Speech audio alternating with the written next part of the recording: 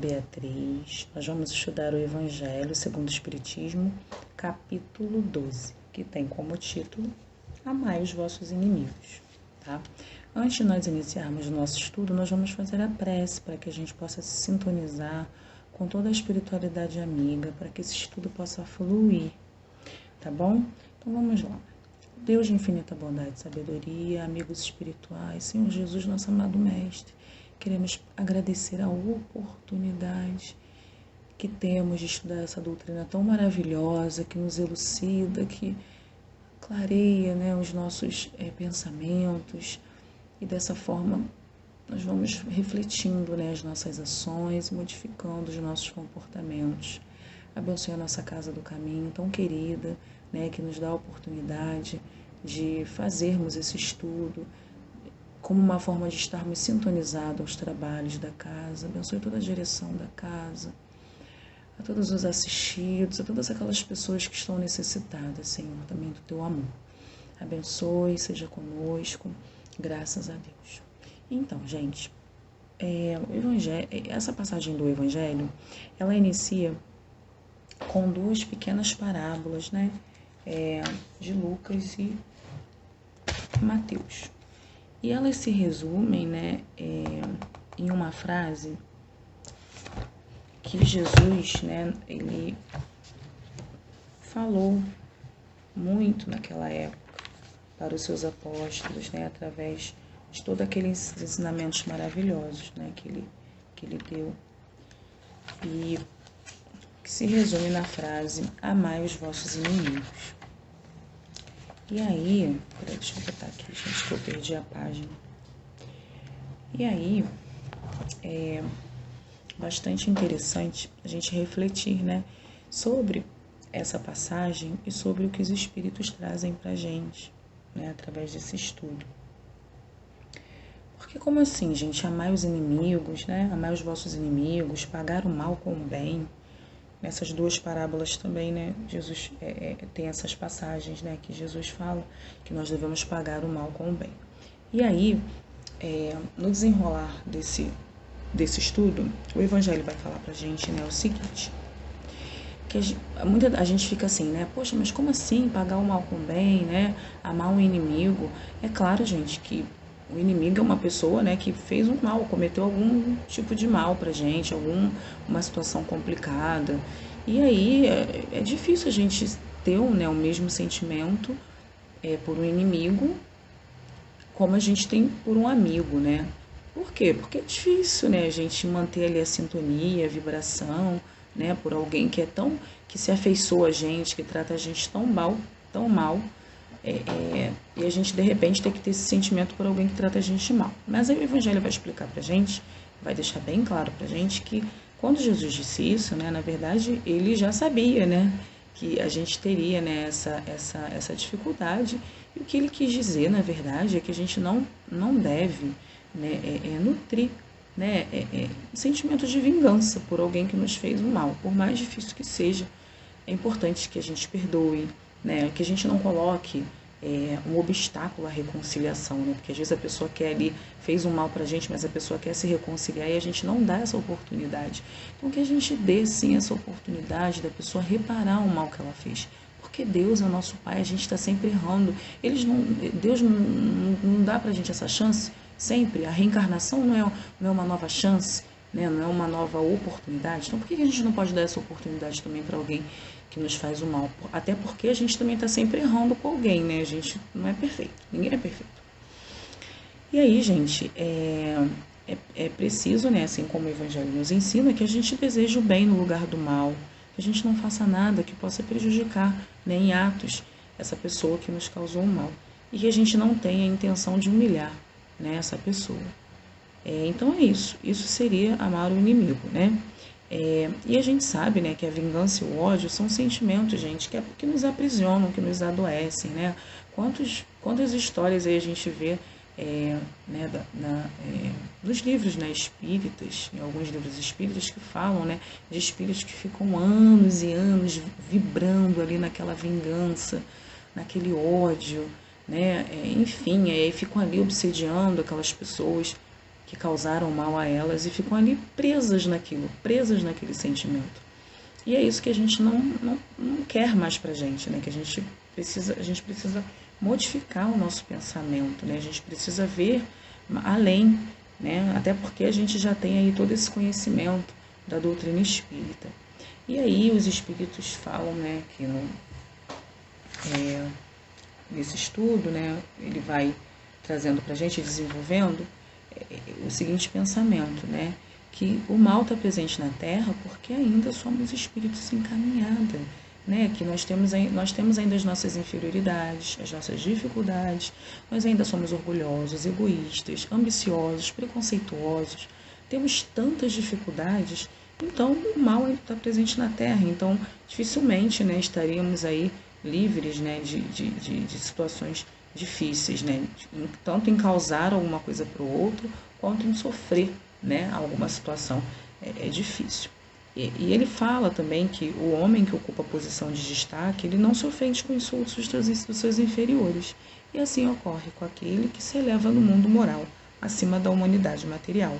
Por quê? Porque ele compreende que o rancor e o ódio o fariam sentir-se desprezível e o rebaixariam. E que para ser superior ao inimigo é preciso ter a alma maior, né, gente, mais nobre e mais generosa. Então, assim, o espírito que ele já está num nível, né, de elevação, ele tem um olhar lá na frente, ele tem um olhar mais além. E aí, gente, lá no item 5, vai falar sobre os inimigos desencarnados. E fica muito claro aqui, né, nessa passagem o seguinte, que ele vai falar, né, que nós que somos espíritas, né, que nós temos sim outros motivos para termos mais indulgência para com os outros. Por quê? Porque nós sabemos que a maldade não é o estado permanente dos homens, né? É o estágio, né? A maldade é um estágio, na verdade, passageiro, né? Ninguém vai ser mal para sempre. As pessoas estão no mal porque elas optaram pelo mal, mas elas não ficarão nesse estágio para sempre. Né? Uns ficarão por mais tempo, outros ficarão por menos tempo, enfim, são coisas que estão relacionadas ao nosso livre-arbítrio, mas que isso é passageiro. Então, nós que somos espíritas, que já temos esse olhar mais amplo, né? Já temos esse entendimento, nós sabemos que nós podemos sim ter inimigos, né? Tanto entre os encarnados quanto entre os desencarnados. E como que essa maldade, né, dos inimigos desencarnados, ela se manifesta? Através das obsessões, das subjugações, né, que são situações muito complicadas. E o que nós devemos fazer numa situação como essa, né, gente? A gente deve sempre, claro, procurar vibrar no bem, procurar, né, ajuda, né, uma orientação na casa espírita, mas também ele fala que é preciso que a gente aceite essas provas, né, que são provas da vida, com resignação e aceitação. E ainda fala, né, que se não houvessem homens maus na Terra, não haveriam espíritos maus ao redor. Então, gente, o mal ele só está presente porque nós estamos ainda vibrando no mal, nós vibramos no mal. Nós não somos ainda seres superiores, somos espíritos em caminhada, que estamos trilhando, né, aí a nossa grande trajetória, a nossa grande jornada. A questão é como estamos trilhando, né? Como estamos caminhando? Será que já estamos fazendo opções melhores?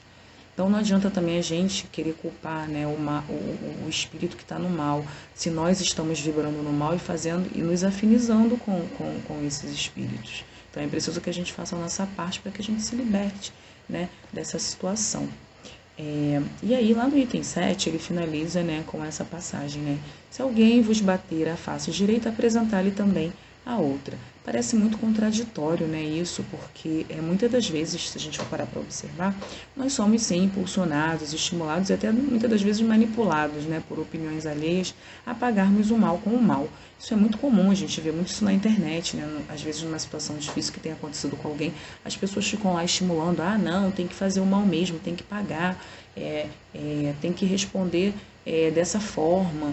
Enfim, e a gente vai desejando ali, né, o mal para aquela pessoa e estimulando que a pessoa sofra, enfim. E aí, esse pensamento, gente, ele contraria, né, as leis de Deus. Por quê? Porque foi Cristo que veio e disse: pagai o mal com o bem.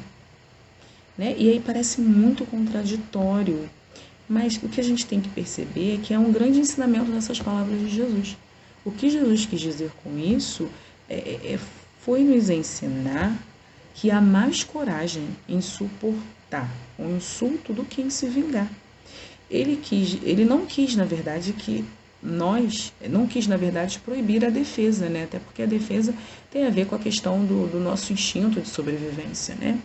Mas o que ele quis dizer é que a gente não deve se vingar. Ele condena a vingança quando ele fala isso, né? Não precisamos pagar o mal com o mal. Devemos aceitar com humildade, né, tudo aquilo que faz para rebaixar o nosso orgulho, né? Então, o Evangelho ele deixa aí, né, uma grande uma orientação para a gente, né, um caminho. Ele fala que quando, né, a gente tem fé na vida futura e na justiça de Deus, que nunca deixa o mal impune, isso nos dá força para a gente suportar com paciência os golpes que sofremos, as dificuldades que sofremos, né?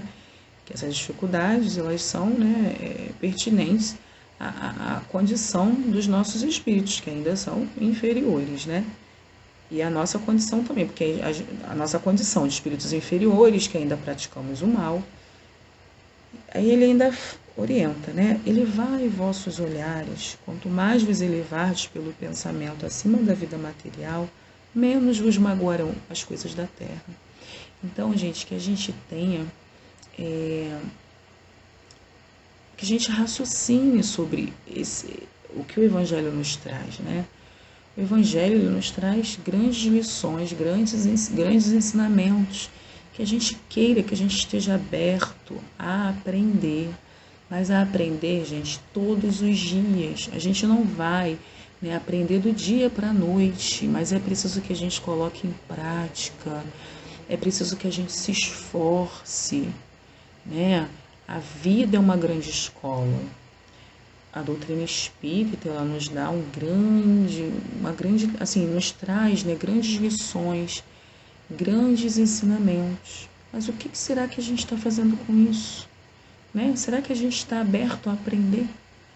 Com esses ensinamentos, a gente está aberto a querer se melhorar? Ou a gente está paralisado, né, diante da vida, enquanto o tempo passa, né? E assim, cada segundo é uma oportunidade que nós estamos tendo.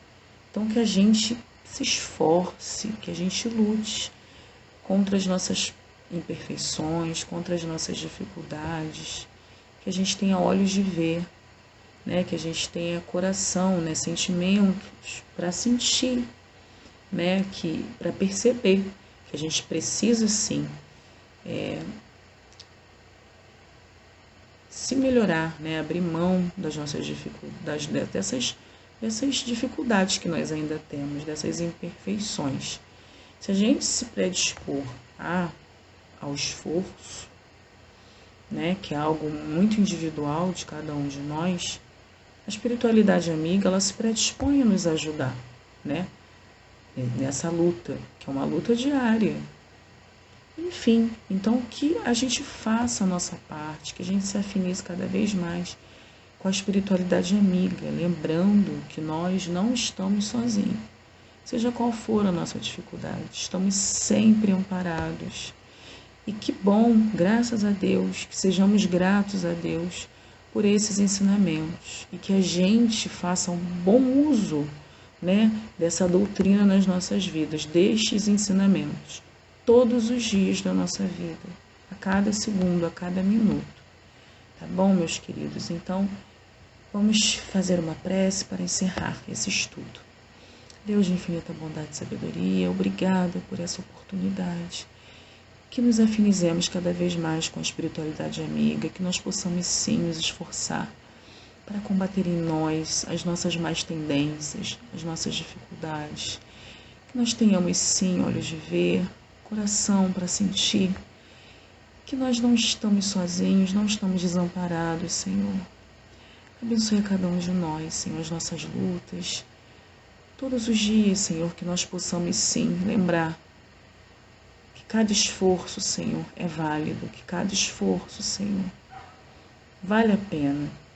E que nós, se nós nos predispormos, né, a nos melhorarmos, a nos empenharmos a sermos melhores, estaremos sim amparados, protegidos, sendo estimulados e fortalecidos pela espiritualidade amiga,